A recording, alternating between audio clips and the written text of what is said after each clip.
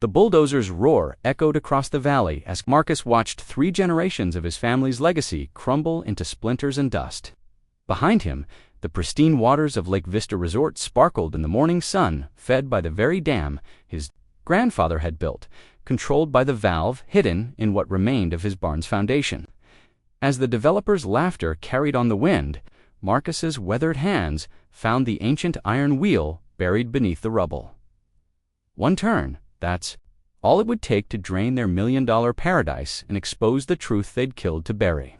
But revenge, he'd learned, always comes with a price, and some secrets run deeper than the lake itself. Marcus Thorne's calloused fingers wrapped around his coffee mug as the pre-dawn silence of Willowbrook Valley was shattered by the distant rumble of approaching machinery. Through his kitchen window, he could see the convoy of yellow giants crawling up the mountain road like mechanical locusts, bulldozers, excavators, and dump trucks, all bearing the crimson logo of Blackwater Development. 67 years, he whispered to the empty room, his voice carrying the weight of a lifetime spent on this land. 67 years since Grandpa Samuel built this place with his own hands. The barn stood silhouetted against the brightening sky, its weathered wood and rusted tin roof a testament to decades of mountain winters and summer storms.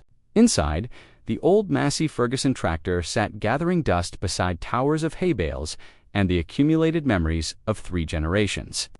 But it was what lay beneath the barn's foundation that made Marcus's jaw clench with grim determination. His phone buzzed against the kitchen table. The caller ID read, Victoria Blackwater, Thorne. His voice was granite. Marcus, darling. Victoria's voice dripped with false sweetness. I hope you've reconsidered our generous offer. My crews will be there within the hour. I told you yesterday. Victoria, I told you last month. I told you 6 months ago when you first came sniffing around with your lawyers and your threats. Marcus set down his mug with deliberate control. This land is not for sale. Oh, but Marcus, you're forgetting something crucial. The sweetness vanished, replaced by the razor edge that had made Victoria Blackwater the most feared developer in 3 counties. I don't need to buy what I already own. The silence stretched between them like a taut wire. Impossible, Marcus said, but his voice had lost its certainty. County records don't lie, darling. Your grandfather may have built on this land, but he never owned it, not legally. The deed shows it was purchased by Blackwater Industries in 1954 through a shell company. We've been paying the taxes for 70 years, waiting for the right moment to develop. Her laugh was sharp as breaking glass. That moment is today.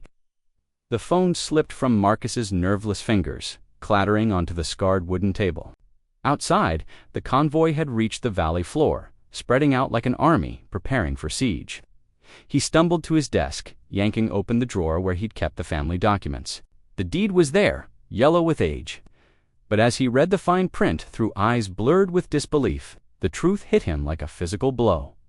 Samuel Thorne's signature was on the document, but beneath it, in faded ink, were the words tenant, agreement, and a corporate seal he'd never noticed before. His grandfather hadn't owned this land. He'd been nothing more than a caretaker, paying rent to a company that had hidden its true identity. Behind layers of legal camouflage, the sound of air brakes hissing made him look up. The first bulldozer had stopped at his property line, its blade already lowered. Victoria Blackwater stepped out of a black SUV, her platinum hair gleaming in the morning sun, flanked by 2 men in expensive suits and another in a sheriff's uniform. Marcus walked outside, his boots crunching on gravel. As he approached the fence line, Victoria's smile was predatory. Sheriff Morrison, Marcus nodded to the uniformed man. Tom Morrison wouldn't meet his eyes. Marcus, I'm sorry, I've got a court order here. You need to vacate the premises immediately. Vacate. Voice rose. This is my home, Tom. You've known me since we were kids. You know what this place means. I know what it means to you, Morrison said quietly. But the law is the law. You've got 30 minutes to collect your personal belongings. Everything else stays. Victoria stepped forward, her heels clicking on asphalt.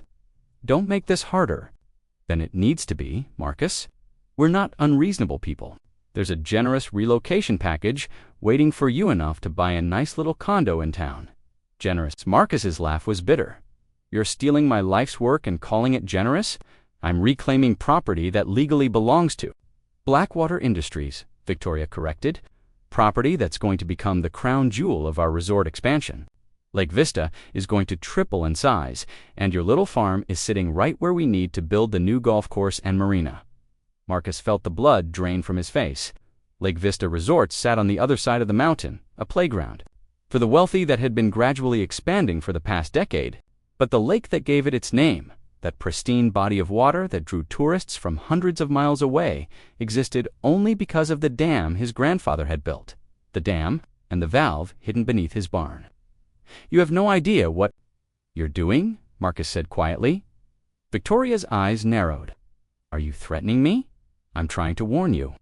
This land, this barn, there's more to it than you know. Ancient family secrets. Victoria laughed. How deliciously melodramatic. Mr. Patterson, begin demolition. The bulldozer operator, a thick-set man with arms like tree trunks, nodded and fired up his machine. The diesel engine roared to life, belching black smoke into the clear mountain. AirDot Marcus stepped forward, but Sheriff Morrison's hand fell on his shoulder. Don't, Marcus. Don't make me arrest you. Tom, please, just give me one day. Let me show you what's under that barn. Let me prove that. Prove what? Victoria's voice cut through his words like a blade. That you're a desperate old man clinging to fantasies. Mr. Patterson, I said, begin demolition. The bulldozer lurched forward, its blade biting into the corner of the barn. The ancient wood splintered with a sound like breaking bones, and Marcus felt something tear inside his chest. The machine reversed, then struck again, and entire sections of wall collapsed in a cascade of timber and twisted metal. No, Marcus broke free from Morrison's grip, rushing toward the barn. You don't understand. The valve Patterson's blade caught him in the shoulder. Not hard enough to seriously injure, but with enough force to send him sprawling into the dirt. Victoria stood over him, her smile triumphant. There's your family legacy, Marcus. A pile of rotting wood and broken dreams. Mr. Patterson, level it all.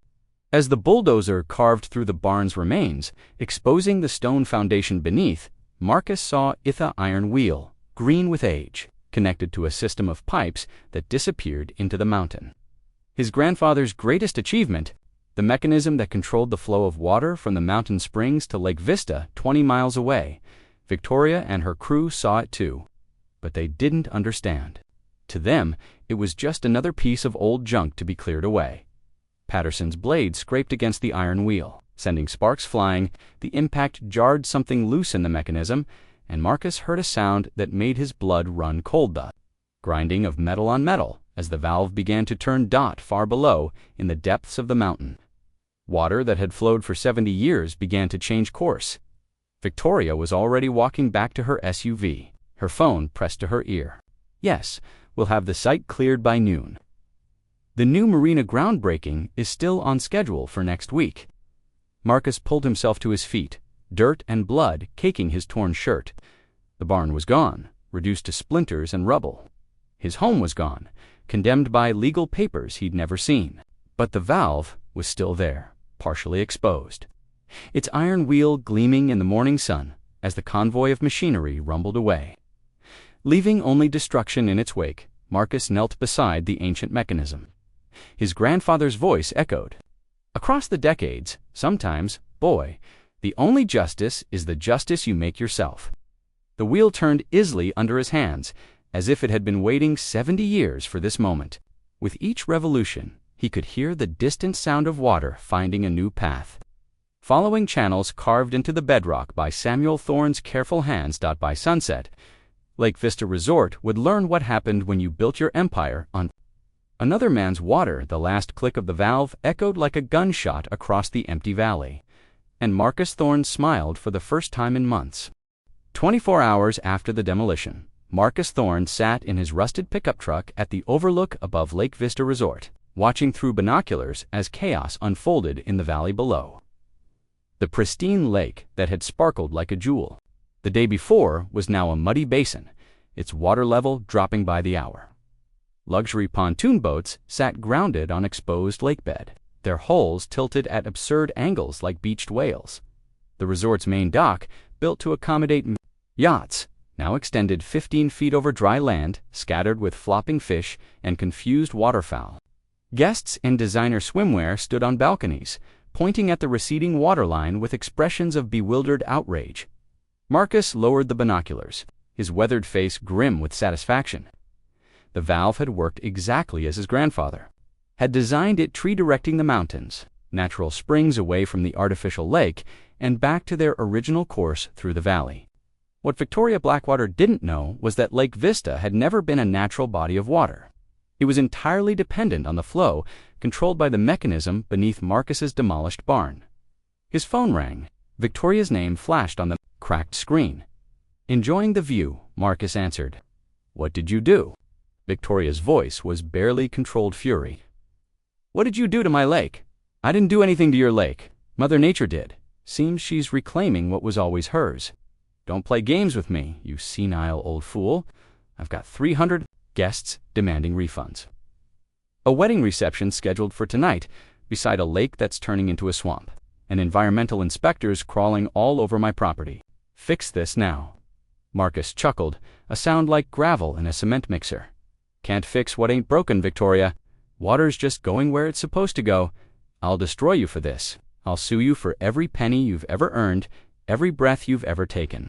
"You'll what?" "Take my land." "You already did that." "Take my home. Bulldozed it yesterday. It seems to me you've played all your cards." Marcus paused, watching a luxury cabin cruiser list dangerously as the water continued to recede.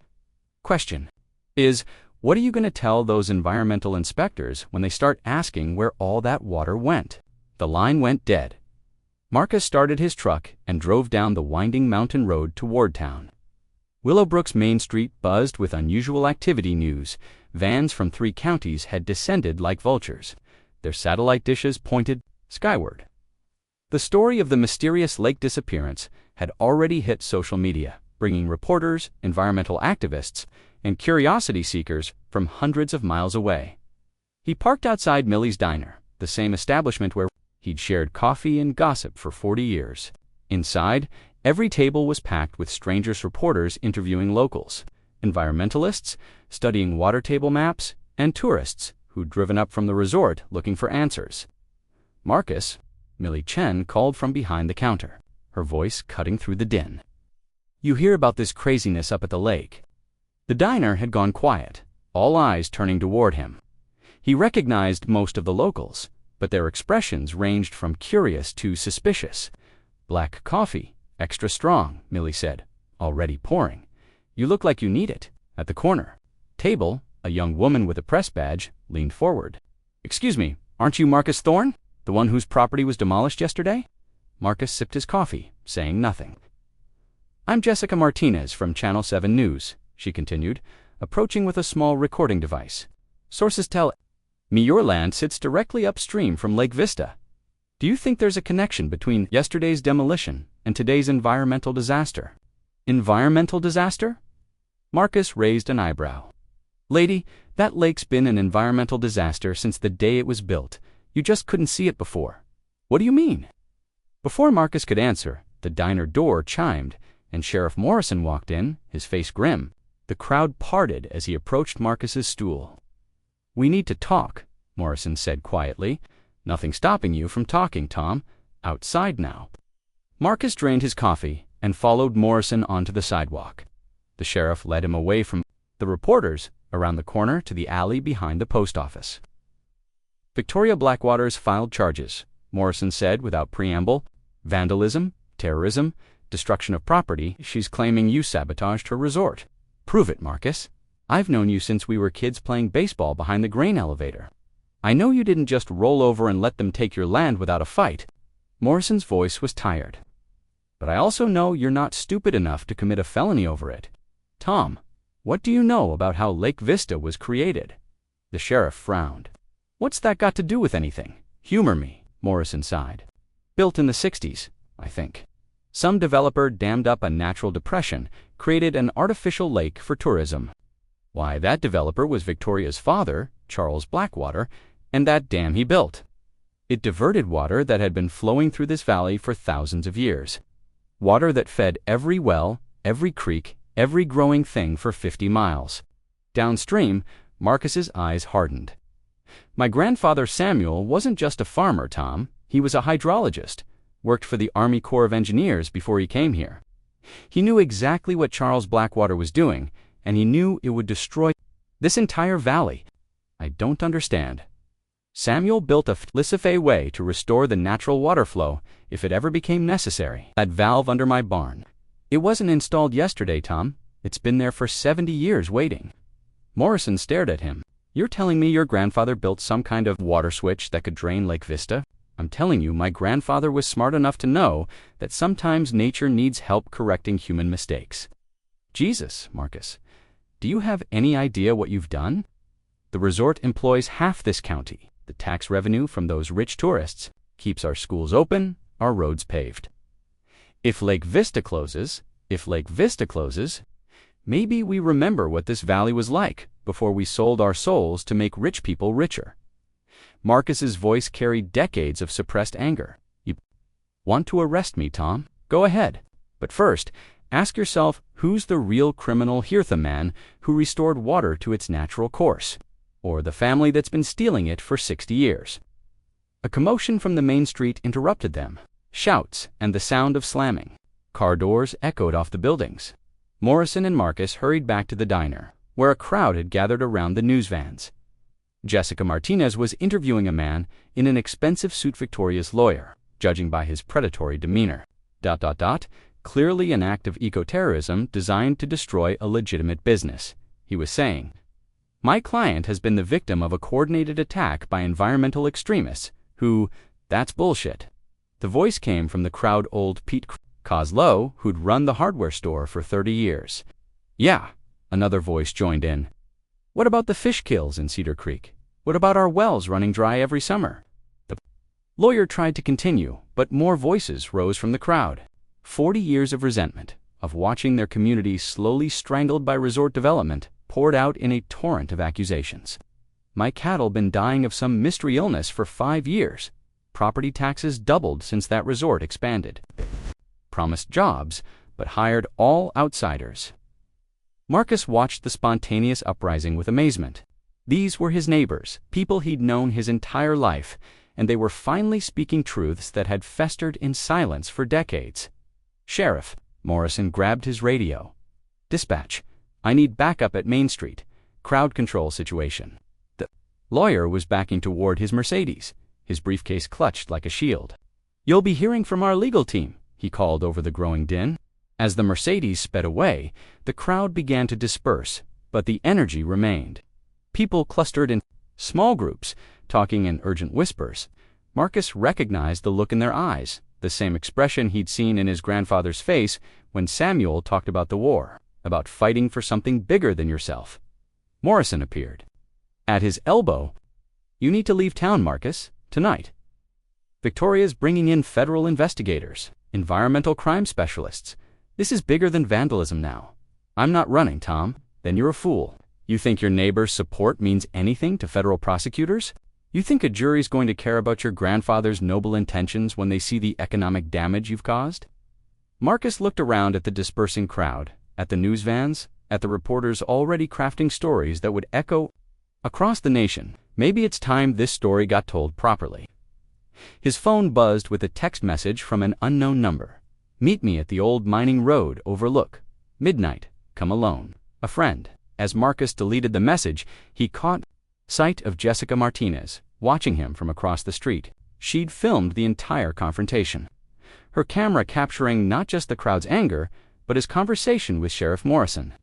The young recorder approached slowly, her recorder held openly in front of her. Mr. Thorne, I'd like to hear your side of this story. All of it. Marcus studied her face, earnest, intelligent, with the kind. Jessica Martinez's camera light cut through the darkness as she and Marcus stood at the edge of what had once been Lake Vista. 12 hours after the water began draining, the lake bed stretched before them like an alien landscape, a moonlit expanse of cracked mud, abandoned boats, and something else that made Jessica's breath catch in her throat. Jesus Christ, she whispered, lowering her camera. Are those bones? Marcus nodded grimly. The receding water had exposed more than just lake bottom. Scattered across the muddy terrain were the skeletal remains of structures, the twisted metal framework of buildings, concrete foundations, and yes, what appeared to be human remains gleaming white in the artificial light. "Welcome to the town of Cedar Falls," Marcus said quietly. The population was about 300 when Charles Blackwater decided it was in his way. Jessica's journalistic instincts overcame her shock. She raised the camera again, recording as Marcus walked carefully down the exposed slope toward the ruins. Was Charles Blackwater bought up every property through shell companies, forced out the holdouts with legal pressure and intimidation. Then he built his dam and flooded the whole valley. Marcus stopped beside what looked like the remains of a church steeple, told everyone it was progress, jobs for the future, tourist dollars, a bright new tomorrow. But people lived here, families, children, ... Most folks relocated when they sold their properties. But not everyone. Marcus's voice carried the weight of old secrets. Some refused to leave even when the water started rising. Old Mrs. Hannigan lived in that house over there. He pointed to a partially exposed foundation, swore she'd die before she'd let them drive her out. Jessica's camera captured everything: the exposed ruins, the skeletal remains of buildings, and Marcus's weathered face as he told the story that had been buried for 60 years. "How do you know all this?" "Because my grandfather Samuel was here. When it happened, he was the one Charles Blackwater hired to survey the valley to design the dam. When Samuel realized what Blackwater really planned, drowning an entire community for profit, he quit. But not before he built his failsafe." The sound of vehicles approaching made them both turn. A convoy of black SUVs was winding down the resort's access road, their headlights cutting through the darkness. Jessica quickly shut off her camera light. "Federal agents?" Marcus said. "Right on schedule." They watched from concealment as the vehicles stopped at the resort's main lodge. Figures in FBI windbreakers emerged, along with others in hazmat suits carrying scientific equipment. But it was the final vehicle that made Marcus's blood run cold: a black sedan from which Victoria Blackwater emerged, followed by a man he recognized from old newspaper clippings. "Charles Blackwater, Jr.," Marcus breathed. "Victoria's brother. I thought he was dead." "Who is he?" "The family's fixer. Handles the dirty work that Victoria's too smart to touch directly." Marcus grabbed Jessica's arm. "We need to leave, now." But it was too late. Flashlight beams were already sweeping the lakebed, and voices carried across the exposed terrain. Two people down by the ruins moved to intercept. Marcus and Jessica ran, scrambling up the muddy slope as shouts erupted behind them. Jessica's camera equipment slowed her down. Jessica's news van, just as the first federal agents crested the slope. Marcus yanked open the passenger door as Jessica started the engine, and they sped away into the mountain darkness, with headlights in pursuit. "Where can we go?" Jessica gasped, taking the winding road faster than was safe. "My grandfather's old mining claim. Up in the high country, they'll never find us there in the dark."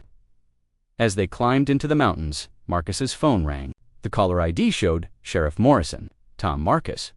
"For God's sake, tell me you didn't kill anyone. What are you talking about?" "The FBI found human remains in the lakebed, fresh ones. Someone with a bullet hole in their skull." Morrison's voice was strained. "They're calling it a murder scene now. They think you drained the lake to expose evidence of a crime." Marcus felt the world tilt. "Tom, I swear to you, I don't know anything about any murder." "There's more. The remains were found near what used to be the old Cedar Falls Cemetery. But that's not the worst part." Morrison paused. "They also found the body of Charles Blackwater, Sr." The phone slipped from Marcus's nerveless fingers. "I looked it up when I started researching the resort's history." Marcus retrieved his phone. Tom, are you there?" "I'm here." "Marcus, they're saying Charles Blackwater Sr. was murdered, shot in the head, and dumped in the valley before it was flooded. The FBI thinks whoever killed him is still alive, still covering up the crime, and they think it's me. You're the only person who knew how to drain that lake. You're the only one with motive to expose what's down there." Morrison's voice was heavy with resignation. "There's a federal warrant out for your arrest. Murder 1. Jessica was recording again, her camera capturing Marcus's shock and confusion. "Turn that off," he said. "This is the story of the century." A decades-old murder. A covered-up genocide. Environmental crimes. Marcus's voice cracked like a whip. Jessica lowered the camera, but didn't shut it off. Did you kill Charles Blackwater? No, but I think I know who did.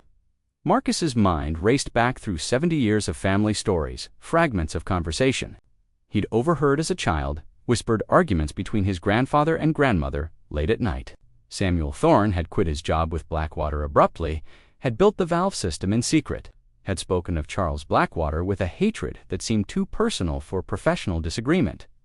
My grandfather, Marcus said quietly. I think my grandfather killed Charles Blackwater. Jessica's camera captured the moment of revelation, the instant when decades of buried truth began clawing their way to the surface. Why? I don't know. But Samuel built that valve for a reason, beyond just environmental protection. He built it to hide something, to keep it buried until someone needed the truth badly enough to drain the lake. Marcus looked at Jessica with hollow eyes. We need to go back. Are you insane? The FBI is down there. There's something else in that lake bed, something my grandfather left for whoever was brave enough to expose the truth. If I'm going to prison for murder, I need to know why.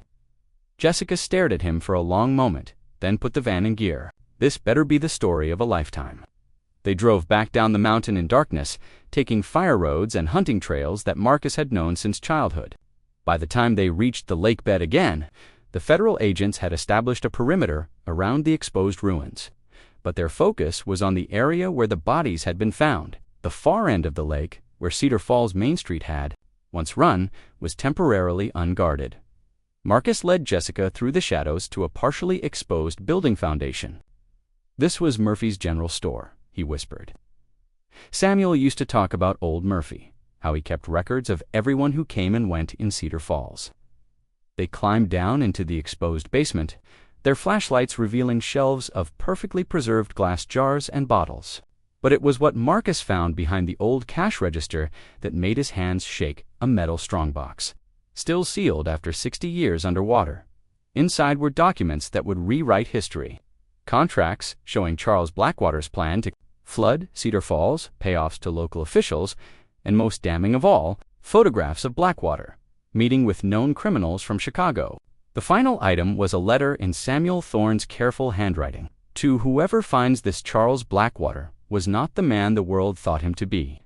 He was a murderer, a criminal who used his development projects to hide bodies and launder money for the Chicago outfit. When I discovered what he planned for Cedar Falls, I confronted him. He pulled a gun. I shot him in self-defense, but no one would have believed me over a man with his money and connections. So I let the world think he died in that car accident. And I made sure his body would stay hidden until someone could prove the truth about what kind of man he really was. The valve will bring justice when justice is needed. The documents that would expose decades of corruption and murder. The truth that would vindicate Marcus and destroy the Blackwater empire. But as they prepared to leave, voices echoed across the lake bed. There two figures by the old store. Flashlight beams pinned them like insects as federal agents closed in from all sides. Marcus handed Jessica the strongbox just as the first agent reached them. Marcus Thorne, you're under arrest for the murder of Charles Blackwater. As handcuffs clicked around his wrists, Marcus looked back at Jessica. Tell the story, he said. Tell all of it. But the lead agent was already confiscating Jessica's camera, and Marcus realized that the truth might die with him after all. The Blackwater family had spent 60 years burying their crimes beneath the waters of an artificial lake. Now that the lake was drained, they would do whatever it took to make sure those secrets stayed buried, even if it meant framing an innocent man for a murder committed in self-defense 7 decades ago. Marcus Thorne sat in the federal holding cell in Denver, staring at concrete walls that seemed to close in with each passing hour. 3 days had passed since his arrest, and his court-appointed lawyer, a tired-looking public defender named Sarah Chun, brought nothing but bad news. The evidence is overwhelming, she said, sliding a manila folder across the metal table. Your fingerprints on the valve mechanism, your documented threats against Victoria Blackwater, and now witness testimony placing you at the lake on the night Charles Blackwater Sr.'s body was discovered. Witness testimony. Marcus looked up sharply. What witnesses? Victoria Blackwater and her brother, Charles Jr. They claim they followed you to the lake after receiving an anonymous tip that you were planning to tamper with evidence. Sarah's expression was grim. They say they watched you move the body to make it look like a decades-old murder. Marcus laughed bitterly. And the federal investigators just accepted that story. The lead investigator is Agent Rebecca Foster. She has a reputation for thorough investigations, but she's also under enormous pressure to solve this quickly. The environmental disaster has made national news, and the Department of Justice wants answers. What about the reporter, Jessica Martinez? She has evidence that proves her camera equipment was confiscated as part of the investigation. Any footage she recorded is considered evidence and can't be released until after the trial. Sarah leaned forward. Marcus, they're offering a plea bargain, manslaughter instead of murder one. With your age and the circumstances, you'd probably serve 8 to 10 years. For a crime I didn't commit, for a crime you can't prove you didn't commit.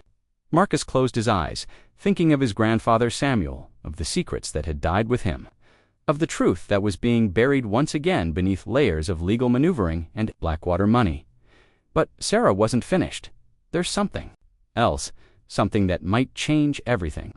She lowered her voice. I received an anonymous package this morning. Documents, photographs, financial records going back 60 years. Someone wants this information to come to light.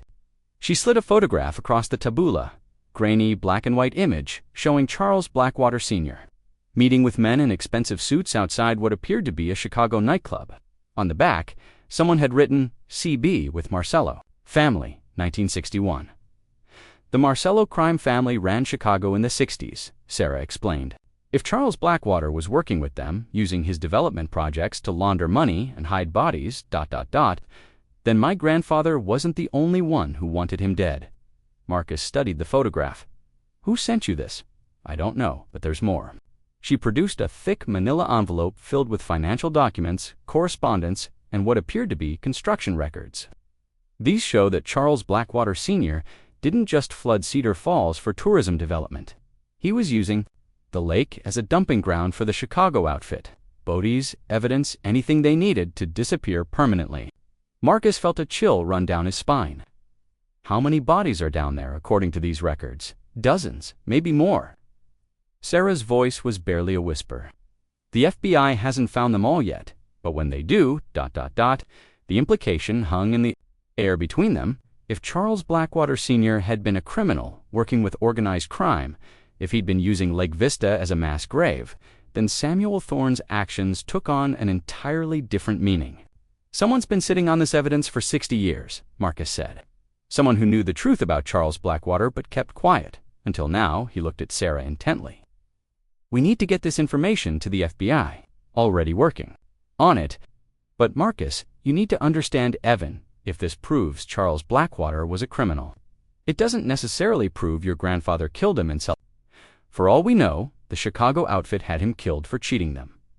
A guard appeared at the cell door. Thorne, you have another visitor. Marcus expected to see Sarah again, but instead found himself facing a woman in her 70s, with steel gray hair and piercing blue eyes. She wore an expensive suit and carried herself with the bearing of someone accustomed to command. Mr. Thorne, my name is Catherine Murphy. I believe you knew my father. Marcus frowned, trying to place the name. Then, it hit him. Murphy's General Store. In Cedar Falls, my father Patrick Murphy owned that store. Yes, he also kept very detailed records of everyone who came and went in our town. Catherine's voice carried the weight of decades, including the night Charles Blackwater died. She reached into her purse and produced a leather-bound ledger, its pages yellowed with age. My father was an insomniac. He used to sit in his store late at night, watching the street, writing down everything he saw. It was a harmless hobby that became very important on the night of March 15, 1962. Marcus leaned forward as Catherine opened the ledger to a specific page.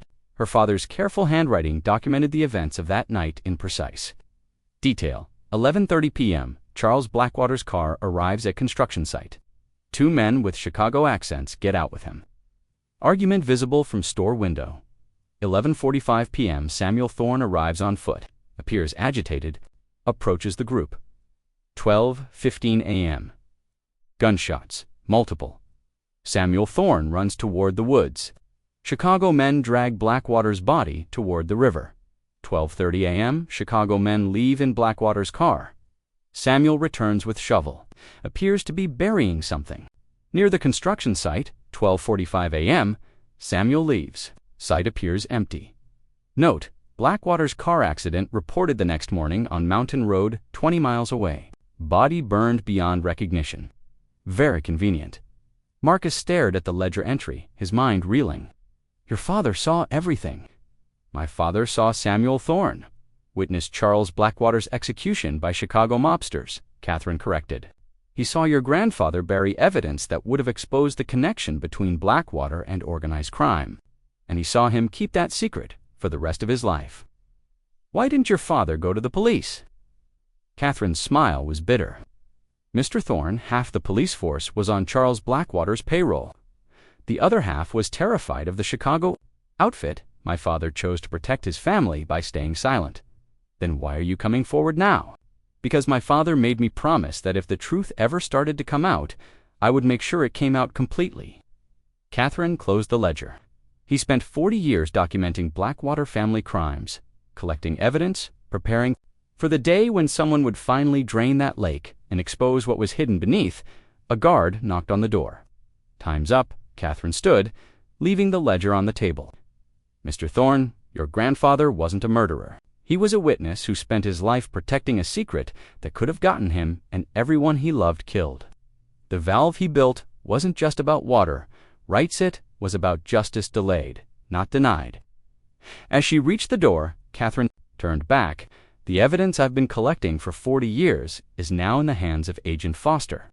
By tomorrow morning, the FBI will know exactly who Charles Blackwater Sr. really was and why so many people wanted him dead.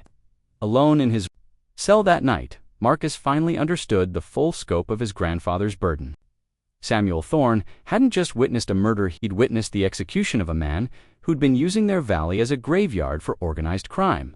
He'd built the valve not just to restore natural water flow, but as a doomsday device that would expose everything if the Blackwater family ever pushed too far. The irony wasn't lost on Marcus. By demolishing his barn and forcing him to use the valve, Victoria Blackwater had triggered the very mechanism designed to destroy her family's criminal empire. His phone rang a privilege he'd been granted after posting bail with his farm as collateral. The caller ID showed a number he didn't recognize. Marcus Thorne. Mr. Thorne, this is Agent Rebecca Foster, FBI. I've told you everything I know. Not everything. We've discovered that your grandfather maintained correspondence with someone in Chicago for 30 years after Blackwater's death. Someone who was paying him to keep quiet about what he witnessed. Foster's voice was sharp with suspicion. Were you aware that Samuel Thorne was receiving money from the Marcello crime family? Marcus felt the walls closing in again. Even from the grave, the Blackwater secrets were being twisted to destroy anyone who threatened to expose them. Agent Foster, whatever you think you've found, you're being played. Someone's feeding you false information to discredit my grandfather and protect the real criminals. The evidence speaks for itself. Mr. Thorne, your grandfather was on the Marcello payroll. That makes him a co-conspirator in organized crime, not a hero. The line went dead, and Marcus realized that the truth he'd fought so hard to expose was being buried once again, this time beneath a mountain of manufactured evidence, designed to make Samuel Thorne look like a criminal instead of a witness. But as he sat in his cell, Marcus remembered something Catherine Murphy had said. The evidence she'd collected was now in FBI hands. If Agent Foster was being fed false information, she would soon discover the discrepancies. The question was whether she would recognize the truth when she saw it, or whether the Blackwater influence ran deeper than anyone imagined. Outside his window, the first light of dawn, Agent Rebecca Foster stood in the muddy expanse of what had once been Lake Vista, watching as the forensic team uncovered their 7th skeleton in as many hours. Of Cedar Falls were emerging like ghosts from a watery grave. Dr. Alina Vasquez, the lead forensic anthropologist, waved her over to a partially excavated foundation. You need to see this. Foster picked her way carefully across the uneven terrain past evidence markers that dotted the landscape like a macabre constellation. The FBI had been working around the clock since Marcus Thorne's arrest, but each new discovery only deepened the mystery. "What have you got, Alina?" Dr. Vasquez gestured to a skeleton that had been carefully exposed in situ, still wearing the remnants of a 1960s era suit, male, approximately 45 years old at time of death, multiple gunshot wounds to the torso. She pointed to several small metal fragments scattered around the bones. But that's not the interesting part. She handed Foster a plastic evidence bag containing a wallet. Chicago, Illinois, as in the Marcello crime family, Dr. Vasquez confirmed. This man was executed, probably sometime in the early 1960s, based on the clothing and decomposition rate. Foster felt the pieces of a much larger puzzle clicking into place. Vincent Marcello hadn't just been a member of the Chicago outfit according to FBI records. He'd been the family's primary enforcer, responsible for dozens of murders before disappearing in 1962. Alina needs you to prioritize identification on all the remains, cross-reference with missing persons reports from Chicago. But Rebecca, there's something else. Dr. Vasquez led her to another excavation site 20 yards away. "We found this buried near what used to be the town church." Claimed his grandfather had hidden, but this box was different, larger, more sophisticated, and clearly designed to survive underwater indefinitely. "What's inside? We haven't opened it yet." Foster's radio crackled. "Agent Foster, this is Agent Kowalski. You need to get back to headquarters immediately." The table like tarot cards predicting disaster. Payments from the Marcello family. They're forgeries. Sophisticated ones, but forgeries nonetheless. Foster leaned back in her chair. "How do you know?" "The typewriter fonts don't match any machine that existed in the 1960s, and most tellingly, the bank. Routing numbers belong to institutions that weren't established until the 1980s. Kowalski slid a folder across the table. "Someone with access to federal databases and the resources to create convincing forgeries," Foster mused. "Someone who knows exactly what we're looking for and how to muddy the waters." Her phone rang. The caller ID showed the main FBI switchboard. "I'm calling about the Blackwater investigation." Foster straightened in her chair. The FBI director didn't make personal calls unless something was seriously wrong. "Yes, sir? I've just received a call from Senator Patricia Blackwater. She's expressing concerns about the direction of your investigation." Foster felt a chill run down her spine. Senator Blackwater. I wasn't aware there was a Senator Blackwater, Victoria Blackwater's daughter, elected to the Senate from Colorado 3 years ago. "She's suggesting that your investigation is politically motivated, targeting a legitimate business family based on the fabricated evidence of a known criminal." "Sir, with respect, the evidence against Samuel Thorne appears to be fabricated. We're uncovering what looks like a systematic cover-up spanning 6 decades. Close the case." "But sir, the forensic evidence shows that an old man drained a lake to expose the body of a man his grandfather murdered 60 years ago. That's the story, Agent Foster. That's the only story." The line went dead. Foster stared at her phone, understanding finally dawning. The Blackwater influence didn't just extend to local law enforcement and federal investigators. "Rebecca, what's wrong?" "Evidence we've collected. Everything. Don't let anyone else touch it." "Are you saying what I think you're saying?" The Blackwater family has been running a criminal enterprise for generations, and they have the political connections. To bury anyone who threatens to expose them, Foster's secure phone buzzed with a text message from an unknown number. Murphy's strongbox opened. "Contents will change everything. Come alone. Trust no one in federal building. Everything about this case could be a trap. But if there's evidence that can expose the truth, I have to see it." Made her way back to the drained lake bed, using night vision equipment to navigate the treacherous terrain. The Murphy's General Store Foundation was exactly where Marcus Thorne had described it, who'd visited Marcus in jail. She carried a large waterproof bag and moved with surprising agility for someone her age. Mrs. Murphy, interfering with a federal investigation is a serious crime. So is allowing murderers to frame innocent men for their crimes. Catherine set down her bag. Financial records, photographs, correspondence, with organized crime figures, and most importantly, she opened the bag and began laying out photographs in the light of Foster's flashlight. "Grandfather documented everything," Foster said, studying the photographs. "My father was obsessed with justice. To act on it, Catherine's voice was steady, despite the magnitude of what she was revealing. Charles Blackwater Sr. killed at least 37 people between 1955 and 1962. He used Lake Vista as his personal dumping ground, and when the Chicago outfit decided he was becoming a liability, they eliminated him. And Samuel Thorne witnessed it. Samuel Thorne saved the evidence that would have died with my father. Foster studied the final photographs, Samuel Thorne and Patrick Murphy. Catherine's laugh was bitter. Agent Foster, 3 FBI agents, 2 federal prosecutors, would end up in the lake. Foster felt the implications hit her like a physical blow. We've got federal marshals here with an arrest warrant. Will you be another federal officer who takes Blackwater money and looks the other way? Or will you be the one who finally brings justice to Cedar Falls? Foster looked at the photographs spread on the muddy ground, at the evidence of decades of murder and corruption, at the proof that Marcus Thorne was innocent and the Blackwater family was guilty of crimes that defied comprehension. She made her choice. Mrs. Murphy, I need you to get this evidence to every news outlet in the country. Tonight, don't trust federal law enforcement. Get it to the press before they can silence you. What about you? Marcus Thorne's life. I'm going to do what federal agents are supposed to do, she called back. At 3:47 a.m., every major news network in America received an encrypted email containing 60 years of evidence documenting the Blackwater family's criminal empire. By sunrise, the story had exploded across social media, cable news, and international outlets with a force that no amount of political influence could contain. Marcus Thorne watched from his jail cell as CNN played security footage of FBI agents arresting Victoria Blackwater at her Denver penthouse. The woman who had destroyed his barn and stolen his land was led away in handcuffs, her face a mask of rage and disbelief. How does it feel? Sheriff Morrison asked, standing outside Marcus's cell with a set of keys and a federal release order. Empty. Marcus replied honestly. I thought I'd feel satisfied, but mostly I just feel tired.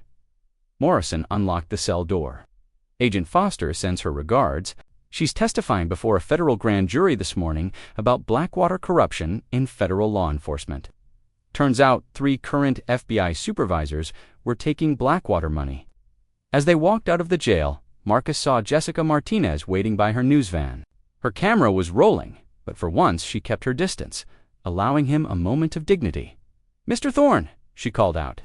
The world wants to know, do you feel vindicated? Marcus paused, looking back at the mountains where his family had lived. For 3 generations, I feel like my grandfather can finally rest. The truth he carried for 70 years doesn't have to stay buried anymore. The drive back to his valley was surreal. News vans lined the mountain roads, and temporary barriers had been erected around the drained lakebed where forensic teams continued their grim work. The body count had reached 43, with more discoveries expected as the excavation continued. But it was what Marcus found at his property line that stopped him cold, where his barn had once stood, where bulldozers had torn apart his life just a week ago. Dozens of people were working to build something new. Pete Coslow from the hardware store looked up from where he was laying foundation stones. Morning, Marcus. Hope you don't mind us starting without you. What is this? Community barn raising, said Millie Chen, wiping sawdust from her apron. Seemed like the least we could do after letting the Blackwaters run roughshod over this valley for so long. Marcus walked through the construction site in amazement. His neighbors, people he'd known his entire life, were rebuilding his barn with their own hands and materials. The framework was already taking shape, and he could see they were building it larger and stronger than the original. We found this while we were clearing the foundation, Pete said, handing Marcus a small metal box. Figured you should be the one to open it. Inside was a letter in his grandfather's handwriting, dated just 1 month before Samuel's death. Marcus, if you're reading this, then the truth has finally come to light. The valve I built was never just about water or even justice. It was about faith that someday someone in our family would be brave enough to do what I couldn't. You've restored more than water to this valley. You've restored honor to the Thorne name. The land is yours now, truly yours, in a way it never was for me. Build something good here. Your loving grandfather. Samuel, at the bottom of the letter, was a legal document, the real deed to the property. Signed by the original owner and properly recorded in 1954, Samuel Thorne had owned the land legitimately all along. The documents Victoria Blackwater had used to justify the demolition were the forgeries. "One more thing," Pete said, grinning. "Turns out the state of Colorado is real interested in buying water rights from the Thorne family. Something about restoring natural flow to the entire watershed. Might be worth talking to their lawyers." Marcus looked around at his neighbors, at the barn rising from the ruins of his old life, at the valley that was finally free from 60 years of corruption and fear. In the distance, he could see Lake Vista Resort standing empty, its buildings dark and abandoned as investigators continued their work. Jessica Martinez approached with her camera, but this time she waited for permission before filming. "One last question, Mr. Thorne. What's next for you?" Marcus considered the question, looking at the valve mechanism that still sat exposed in his barn's foundation. The iron wheel that had drained a lake and exposed decades of crimes was now quiet, its work finally done. "I think I'll rebuild," he said simply. "My grandfather always said that sometimes the best revenge is living well." Seems like good advice. As if summoned by his words, a black sedan pulled up to the property line. Agent Rebecca Foster emerged, no longer wearing an FBI windbreaker. She'd been suspended pending investigation, but the smile on her face suggested she had no regrets. "Mr. Thorne, I wanted to thank you personally. Your courage in exposing the truth has led to the largest corruption investigation in FBI history. 17 agents have been arrested, 2 federal judges are under indictment, and Senator Patricia Blackwater resigned this morning." "What about you, Agent Foster?" "Former Agent Foster," she corrected. "I'll be testifying as a protected witness for the next few years. After that, who knows? Maybe I'll write a book." She looked around at the barn construction. "Mind if I ask what you're planning to do with all this?" Marcus smiled, the first genuine smile he'd felt in months. "I'm thinking about turning it into a museum, the Cedar Falls Memorial. Make sure people remember what happened here. Make sure it never happens again." Foster nodded approvingly. "I think your grandfather would like that." As the former FBI agent drove away, Marcus walked over to the valve mechanism one last time. The iron wheel was still functional, still capable of controlling the flow of water from the mountain springs, but the artificial lake it had drained would never be refilled. The state had already announced plans to restore the natural creek bed, to let the water flow as it had for thousands of years before Charles Blackwater's dam. That evening, as his neighbors finished the barn's roof and gathered for an impromptu celebration, Marcus received a call from an unknown number. "Mr. Thorne, this is Charles Blackwater III, Victoria's nephew." Marcus tensed. "What do you want? To apologize? And to make amends?" The young man's voice was shaky but sincere. "I'm the one who sent Agent Foster the evidence. I've been living with the family's secrets my entire life, and when I saw what they did to you, I couldn't stay silent anymore. You're the one who exposed your own family.